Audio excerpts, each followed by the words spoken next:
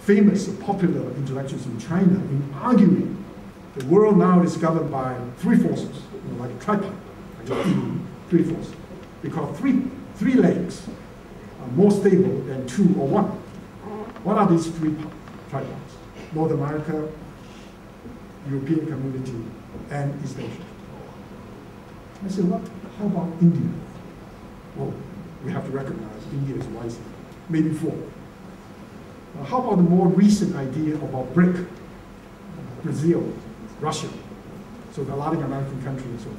Well, so you may have to go beyond 6 or 7, but Islamic world, Latin American world, all the other worlds. So you have to go from 1 to 2 to 3 to 4. In other words, we are entering into a multipolar, diverse universe. If our time horizon is not too short, if you look at the world in the next 3 to 5 years, the situation may remain relatively stable in terms of these kind of 3 or 4 or 5. But if you look, say, 20 years, 50 years from now, the situation is very different. One very important test for, not my thesis, for my thinking, is the case of Africa. When Sam Huntington developed his idea of the clash of civilizations, he more or less ignored India because he felt India was not a threat, and totally failed to take Africa into consideration. This has happened especially in geopolitical or economic analysis. Now, if we look at Africa from a dialogical point of view, just to try to understand both the strengths and weaknesses of our power. In the 1 mile radius of Cape Town, that 1 mile radius, if we talk about geodiversity, biodiversity, in Africa, it's comparable to the whole continent of Canada, or even more. If you look at linguistic diversity, you look at indigenous people, you look at all kinds of other minerals and all the, not just physical, but also mental, other kind of diversities. Africa is right now an unknown entity. And African people, I met quite a few of these brilliant African philosophers talk about the African Renaissance. And some people say, are you imagining? I say, no. It depended upon your vision or your time horizon, and also your wisdom. One of the greatest, I think, proverbs that I've ever encountered in reference to our planet Earth is the African proverb. I don't have its source. The Earth is not a gift presented to us by our ancestors. The Earth is a treasure that is entrusted to us by all future generations as something we need to cherish and protect. Very commonsensical, very truthful. Why the great Enlightenment thinkers never imagined that? Why some of the great minds in many other civilizations fail to appreciate something? So there's a lot of precious ideas, precious resources of all the world that need to be tapped, need to be appreciated. So that's the reason I think it's extremely important for us to understand the world in a new light, in the biological world. And some people say, look, this is futuristic. This is something that may never happen. The world is now so much shaped by wealth and power. And those who are powerful, they will speak loudly. Those who are powerless will remain silent or be silenced. We know the so-called advent of the global village does not mean integration. It means that discrimination, difference, differentiation, and conflict may have become even more intense, and even more enhanced and intensified. But if we look back into our history, one of the great moments in intercivilizational communication and dialogue in human history is the communication between India and China. And that communication lasted for, I think, at least 800 years to 1,000 years. That's the introduction of Buddhism from India to China.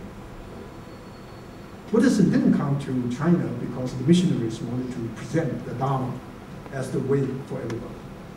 Buddhism came to China because the traders, some of the believers, and some of these great gurus, they traveled to China and shared ideas. And these ideas were so powerful, and these practices were so appealing, that the Chinese intellectuals first, and then of course Chinese populace as a whole, became attracted. Therefore, we have the phenomena of the Xuanzang, who traveled and spent 13 years and tried to get the sutra to allow the Dharma to be transmitted to China. You have the Faxian through the sea route in trying to do that. So the acceptance of the Chinese intellectual community and the Chinese society as a whole of the Buddhist message is voluntary. And the Buddhist message itself is open. So there's a great deal of interchange going on. China, after the introduction of Buddhism, become a totally different China. If you visit China today, nowhere you go, you will not be able to come to a temple, a monastery, and so forth. So totally different China. But at the same time, Buddhism that was introduced to China has become a totally different Buddhism. It becomes Sinicized Buddhism. The Buddhists in China cherish the importance of filial piety. Even though in Chinese we call it Buddhist Chujia, leave the family. Even though they Chujia, they become very important contributor to our social stability by emphasizing the importance of filial piety and loyalty, and brotherly love, and all kinds of other so-called secular values. So that interchange is very fruitful. Another one that, even though I do not know much about it, but I think I can mention, without the presence of Arabic culture or Islamic world, it's not possible to imagine the emergence of Renaissance in the West. Because of the Renaissance, the recovery of the Greek and the Latin tradition was very much occasioned by the translation of these great texts from Arabic to Latin and later to other languages. Without the contribution of the Arabic culture, it's difficult to imagine medieval Europe will eventually involve itself in this great Renaissance, which of course could be considered as a precursor of the Enlightenment. This is another very important feature. And of course, you can find numerous other examples, the dialogue between Christianity and Greek philosophy. Without that kind of dialogue, it's almost impossible to imagine the development of Christian theology by Thomas Aquinas and so forth. So there's a great deal. In the contemporary situation, then, we need to imagine the possibility of the dialogue among core values. Core values, not just East and West, but the global community as a whole. One personal note, I decided to leave Harvard to help establish an institute for advanced humanistic studies at Peking University.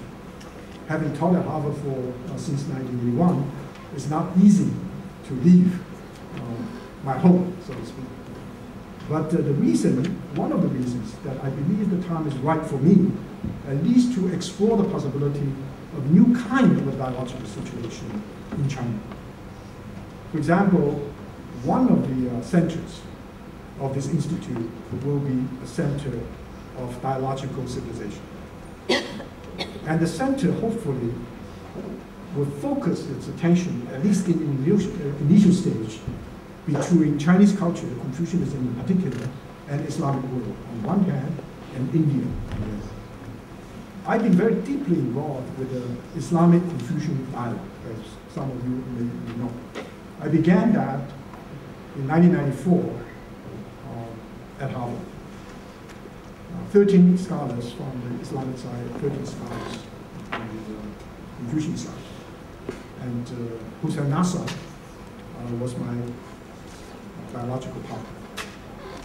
After that, we had a major dialogue in Kuala Lumpur in 1994, and continued workshops. And for me, equally gratifying is to develop a series of dialogues between Han Chinese, especially those who committed themselves to the Confucian tradition, and the Chinese Muslims, we call it Hui. And the Chinese Muslims, right now, number probably 100 million, including both the Chinese-speaking and non-Chinese-speaking Muslims. There are three major schools in the Nanjing, one in Gansu, one in Yunnan, that's where we had a meeting in Kunming, one in Yinchuan, and one in Nanjing. And I was just amazed by a new kind of cosmopolitanism of the Chinese Muslims. The Chinese Muslims probably do not know that much about Paris, London, and New York. But they know a lot about Egypt, about Iran, about Pakistan, about Indonesia, about Malaysia. And it's a different kind of cosmopolitanism, and with different kinds of values. If you talk about this, probably with this group of people, ask for the core values, they probably list more on the side of justice, sympathy, civility, responsibility, and a communal or social solidarity. So these are important resources for me as an individual, but also hopefully for my students and colleagues to learn. The other kind of dialogue I hope that we will initiate is the dialogue between China and India again. Since the border clash in 1962, there has been virtually no real, genuine scholarly dialogue between the two great civilizations, which is fine. Now there's a lot of dialogue, basically on high tech, on trade, on possible military strategic issues. What kind of dialogue that would be important for both Chinese and Indian? Again, personal experience. I organized two meetings, one in New Delhi, more recently in Beijing, on this question: Indian and Chinese philosophical perspectives on knowledge, wisdom, and spirituality. And the Indian scholars all turn out to be real gurus or mentors, because the Chinese scholars are younger, and some of the older scholars, people between 80 and age between 80 and 60, that generation, because of the Cultural Revolution, actually disappeared. Whereas if you look at India from 80-year-old philosopher to 60, every 5-year period, 80, 75, 70, you have a whole group of brilliant minds. So that's something that China will really have to learn. And this is a great opportunity if you enter into this kind of exchange. And there's something more about India that China will have to learn. It's the relationship of the modern Indian intelligentsia to Indian spiritual traditions.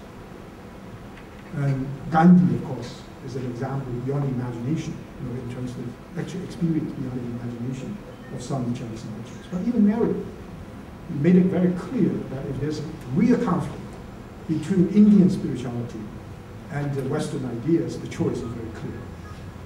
The Indians are committed to their own cultural traditions, to the dance, music, all kinds of other traditions in literature and philosophy. And this is something that China is now recovering. And that process of recovery is painfully difficult. Through dialogical interactions between China and other great civilizations, this may be a possibility. This brings me to perhaps the last point. It's about the Confucian tradition. What kind of role it may be able to play, or what kind of role do I hope that it will be able to play. I've been involved with quite a number of intercivilizational dialogues. In the 80s, when I was at EZRA Center, I organized quite a few interreligious dialogues, but then intercivilizational dialogues. There's one dialogue between Confucians and Christians that was held in Hong Kong